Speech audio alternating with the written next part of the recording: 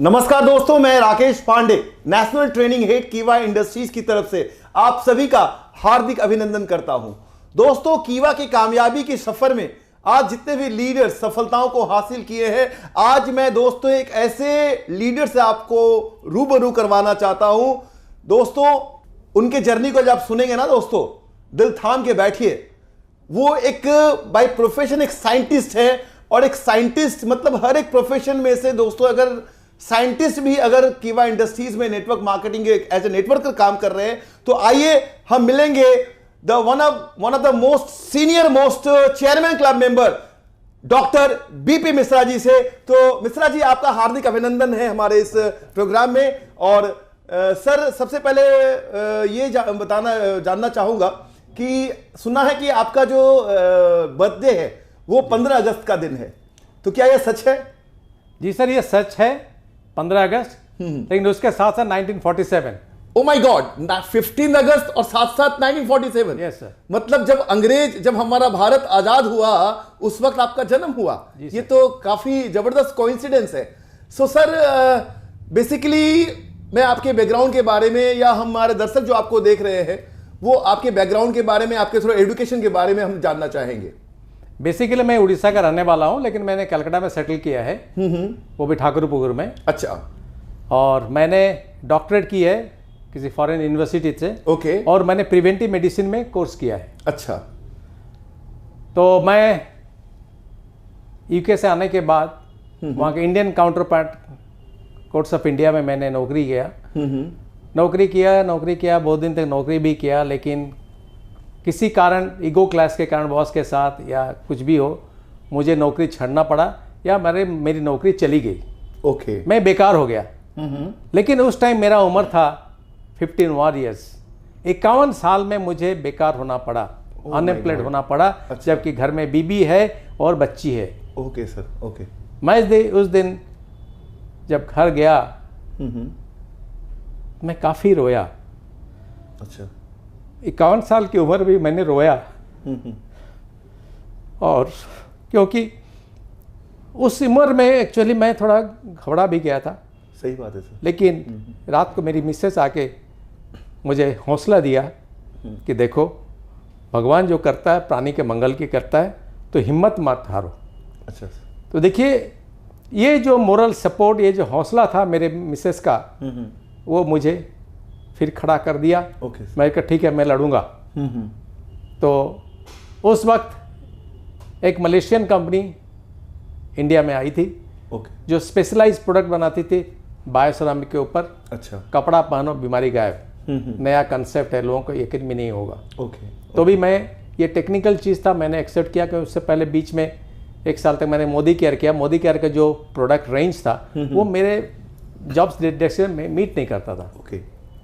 So sir, आपने 50-51 साल की उम्र में आप ये नेटवर्क मार्केटिंग के ऊपर काम करना स्टार्ट ना, इसलिए कि मैं जब बाहर था, फॉरेन में था जब था, तो मुझे नेटवर्क मार्केटिंग के पावर के बारे में मालूम था। अच्छा सर। लेकिन नौकरी के कारण मुझे करना पड़ा था इधर आके। Right sir. तो उस पर नेटवर्क मार्केटिंग मेरा भरोसा था, इसलिए मैंने नेटवर्क मार्केटिंग को ही चुना। हाँ। तो ये मलेशियन कंपनी थी। अच्छा। यहाँ पर कलकत्ता में कोई ऑफिस नहीं था, C&F नहीं था, कुछ नहीं था। तो ये हिस्ट्री मैं इसलिए बोलना चाहता हूँ कि आजकल के जितने भी नेटवर्कर्स हैं वो थोड़ा सस्ते में थोड़ा कमाना चाहते हैं। लेकिन earning money is a tough job. Right. Honestly earning is a tough job. इसमें मेहनत आपको करना ही पड़ेगा। तो उस वक्त मैं, एक फॉर्म मेरे हाथ में आता था, तो मैं उसी एक फॉर्म को लेकर चेन्नई जाया करता था। अच्छा। चेन्नई मेल, ऑर्डिनरी कंपार्टमेंट, वो जो आपने देखा होगा लाइन लगाते हैं, उस लाइन में मैं खड़ा रहता था ऑर्डिनरी बगी में बैठने के लिए।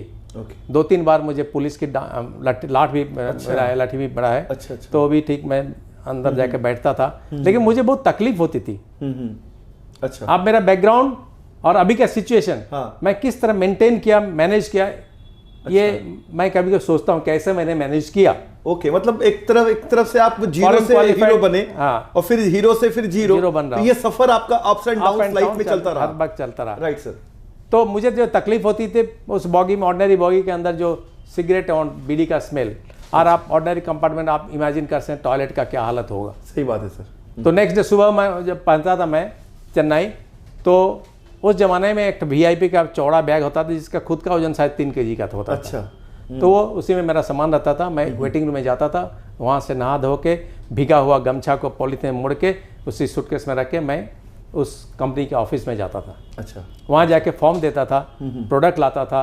ओके। फिर रात को उसी ट्रेन में वैसे ही बैठे बैठे मैं कलकत्ते के लिए रवाना होता था। ये तो बहुत हार्ड वर्क है सर। मतलब एक नेटवर्क मार्केटिंग आप कर रहे हो एक ट्रेन से हटकर, ऊपर से प्रोडक्ट आपको जाना पड़ता है चेन्नई, फिर वहां से आना पड़ता है, वो भी ऑर्डिनरी कंपार्टमेंट में। ये कैसे इतने सारे प्रॉब्लम को आपने झेला है सर? झेला है सर, पता नहीं भगवान का आशीर्वाद होगा, मैं अपना कुछ होगा तो मैंने झेल लिया। तो ये मोटिवेशन कैसे मिलता था? मतलब कुछ करने का नहीं था या ऐसा कुछ? नहीं, क्या नहीं, था?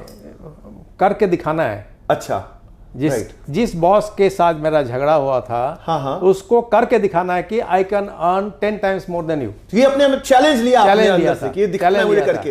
राइट। और दूसरी चीज ये मिसेस का सपोर्ट था, मोरल सपोर्ट था। ये बहुत बड़ा सपोर्ट, ये बहुत बड़ा सपोर्ट था। राइट सर, ये बहुत राइट, सही बात है। वो मेंटली जिस तरह से आप डिस्टर्ब हो गए थे और उन्हें जैसे आपको संभाला।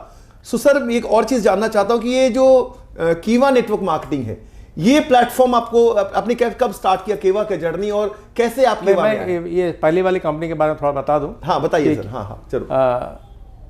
जब मैं एक फॉर्म लेके जाता था मुझे 75 रुपया मिलता था।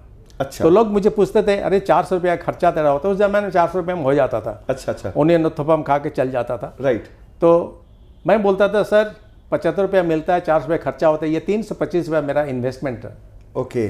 और आज उसी तरह का मैंने इन्वेस्टमेंट किया था बोल के मुझे आज भी फक्र है अपने ऊपर कि मैं तो करोड़पति बना ही, मेरे कारण, मेरे लगे रहने के कारण, मेरे कंसिस्टेंसी के कारण मैं बहुत सारे करोड़पति भी बने, लखपति भी बने हैं। अच्छा। अगर मैं उस टाइम छोड़ देता तो पता नहीं क्या होता। ओके। इतने लोग नहीं बनते। ओके। तो अनफॉर्चुनेटली मुझे उस कंपनी से थोड़ा दूर होना पड़ा, क्योंकि बीच में वो जो प्रेसिडेंट थे उनका एक्सीडेंट हुआ। वो 2 साल तक नहीं आ पाए, तो कंपनी में थोड़ा गंडगोल चालू हो गया। Okay sir. लेकिन इस कंपनी से मैंने बहुत सारा कमाया। और प्रेसिडेंट, जब मैं चेन्नई जाता था महीने में 3-4-5 बार जाता था, प्रेसिडेंट लेकिन मार्क करता था, उनका ग्लास का चेंबर था। Okay. He used to mark. Okay. तो उसने मिस्टर बीजू नायक जो GM था, जिसके साथ मैं यूजुअली बात किया करता, उससे पूछे ये लड़का कौन है, कहाँ से आता है, क्या है। तो उन्होंने सब कुछ सुना। अच्छा। मैं एक तकलीफ करके आता हूँ इतना मेहनत करके, तो उन्होंने उसको ठान लिया था। बाद में उन्होंने मुझे एक ऑफिस बना कर दिया कलकत्ता में 60 लेनिन सरनी में। अच्छा। और मेरे जिम्मे कर दिया 3 करोड़ का माल। ओके। राइट। और वहाँ का C&F बन गया, सारा सब चीज़ उनका था। अच्छा। I was the taker. Okay. तो ये मुझे एक रिवार्ड मिला था उनके तरफ से। और इसी कंपनी से मैं एक लैंसर लिया था। उसी लैंसर में बैठ के मैं उस कंपनी में गया था जिस कंपनी से मुझे खदेड़ा गया था। अच्छा। मैं उस मेरे बॉस से भी मिला। हाँ।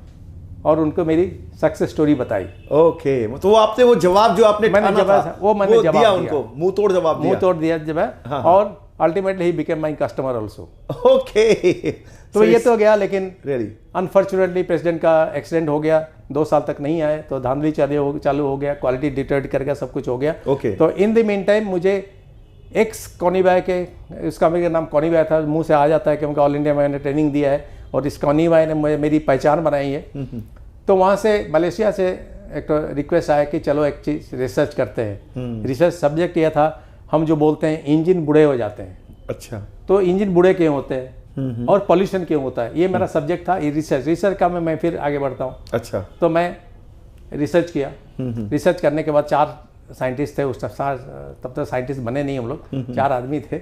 तो 4 आदमी ने स्ट्रगल करके उसको बनाया, रीजंस निकाला। ओके। तो किसी एक दिन कॉकटेल पार्टी हो रहा था, मैं रीजन के टाइम में मैंने बताया इतना रुपया जब इन्वेस्टमेंट हुआ है, इस रीजन को हम डिवाइस में कन्वर्ट करते हैं। अच्छा।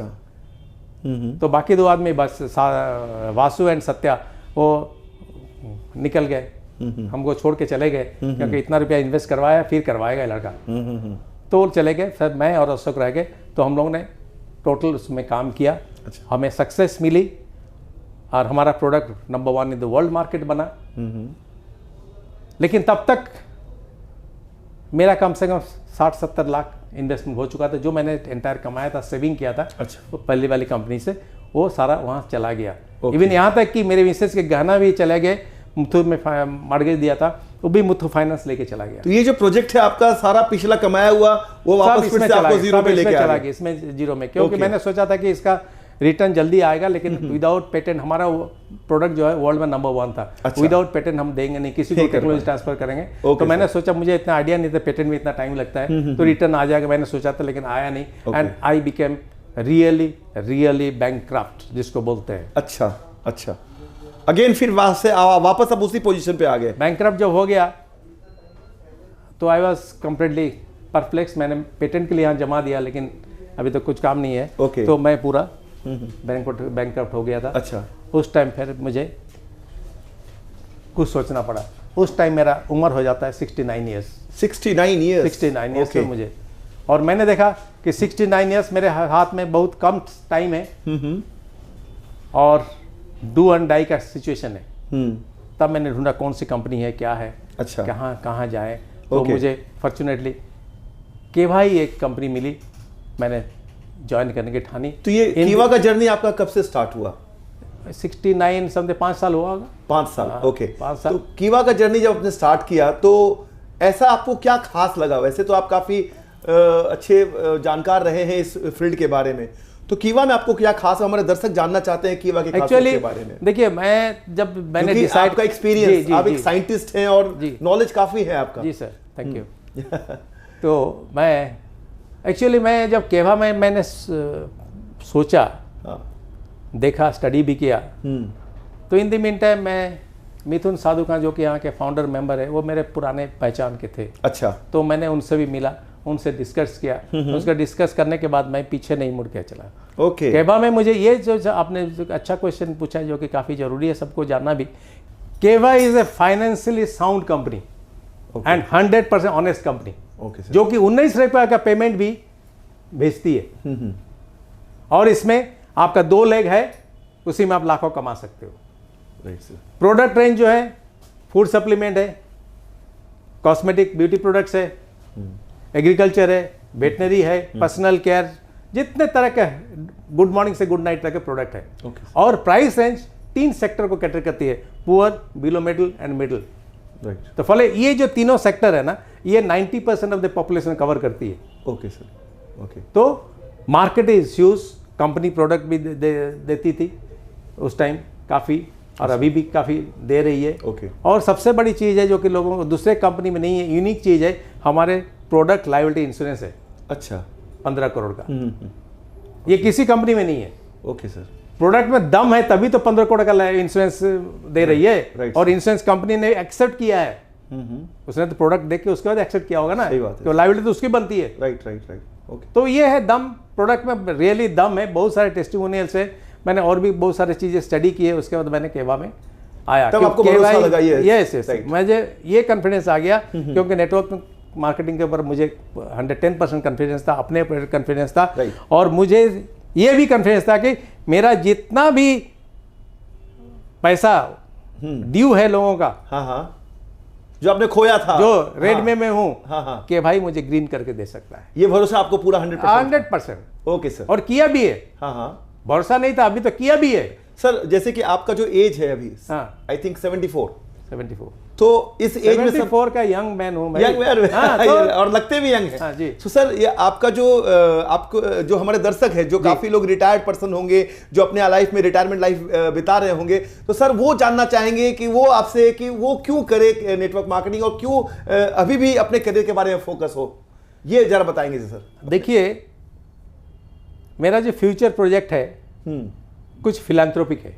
अच्छा। आपको अच्छी तरह मालूम है कि पहले जो लोगों के लंजीविटी थी वो 54 to 55 मोर्टालिटी रेट जो होता है, मोर्टालिटी रेट जो होता है, राइट। लेकिन मेडिकल साइंस ने इतना इंप्रूव किया है कि मोर्टालिटी रेट 70 साल तक चली गई है।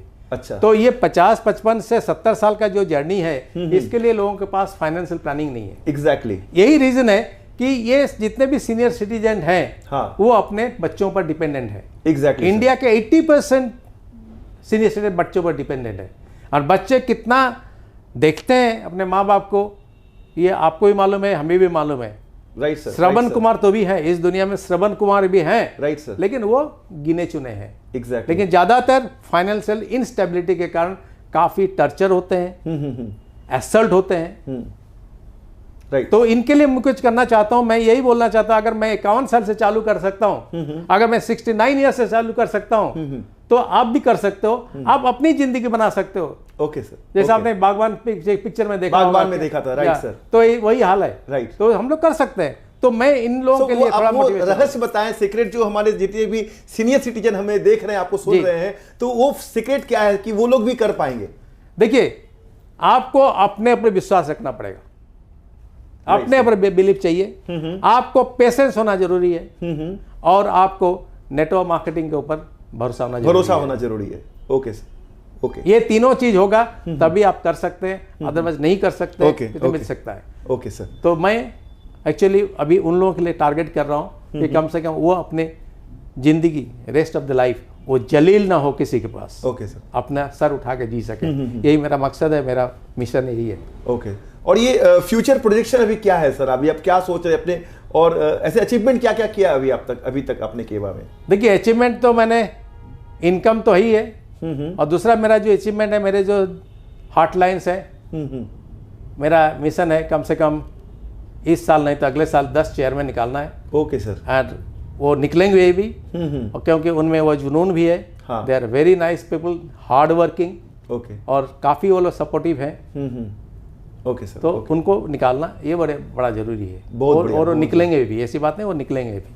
और सर कुछ जो जाते जाते हमारे जितने दर्शक हैं, उनको कुछ अनुभव अपना बताइए कुछ कीवा के बारे में, और ज्यादा कि वो लोग समझ पाए इस चीज को।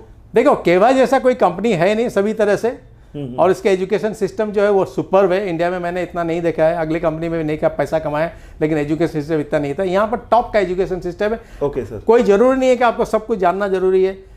आप एजुकेटेड हो या नहीं हो, आप में जुनून होना चाहिए। यहाँ पर सब कुछ है, कोई भी आदमी केवा में ज्वाइन कर सकता है और अपना कैरियर बना सकता है, इसकी गारंटी मैं देता हूँ। Okay sir, okay.